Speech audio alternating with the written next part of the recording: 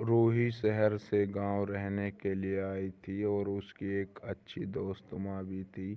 वह दोनों बात कर ही रहे थे, तभी रूही के घर से कॉल आता है कि उसके बड़े भैया की शादी है। देखो उमा, तुम्हें भी मेरे साथ चलना हो। यह देखकर रूही परेशान थी कि यहाँ पर इतने बड़े बड़े घर होते हैं।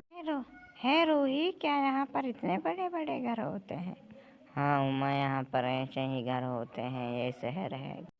अरे माँ जी, ये मेरी कॉलेज की दोस्त हैं और ये मेरे साथ गांव में रहती है।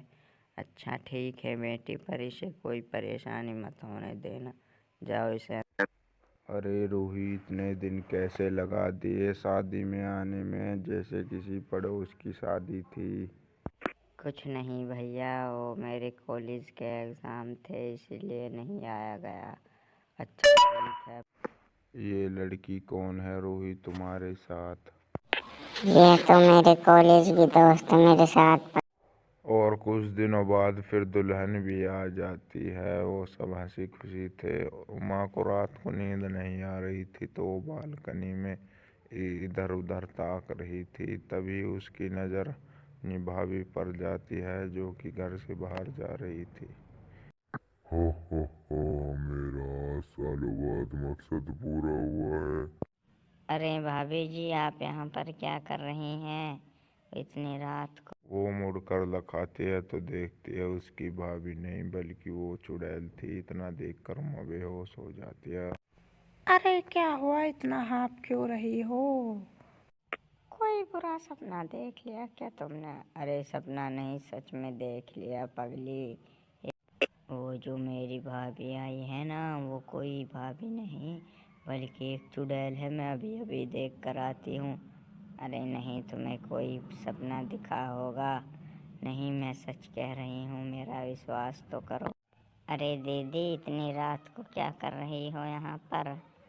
कहानी ऐसा पड़ गया था कि यहाँ आना ही पड़ा। इसको एक डरावना सपना दिखा था कि यहाँ आप चुड़ैल हो। वो ऐसा सपना दिखा था। वो जब जा रही थी तो उसकी तरफ भाभी ऐसे लखाई जैसे वो चेतावनी दे रही हो। रूही बैठी बैठी सोच ही रही थी कि चाहे कुछ भी हो जाए, मैं इसका सच सबके सामने ला कर। अगले दिन सीढ़ियों से उतरते समय वो गिरने का नाटक करती है और वहाँ। अरे उमा, ये क्या हुआ तुम्हें? कैसे गिर गई? भैया जल्दी आओ, उमा गिर गई है।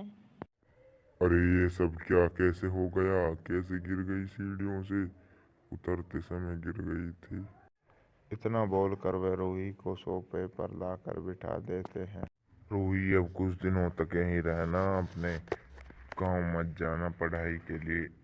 उनकी ये सब बातें भाभी दरवाजे के पास से सुन रही थी और मन ही मन उसे गुस्सा आ रहा था। और फिर रात होने के बाद वह वहीं पहुंच जाती है। उसे हे चंद्रमा, मुझे कुछ शक्ति दो ताकि मैं इस परिवार को।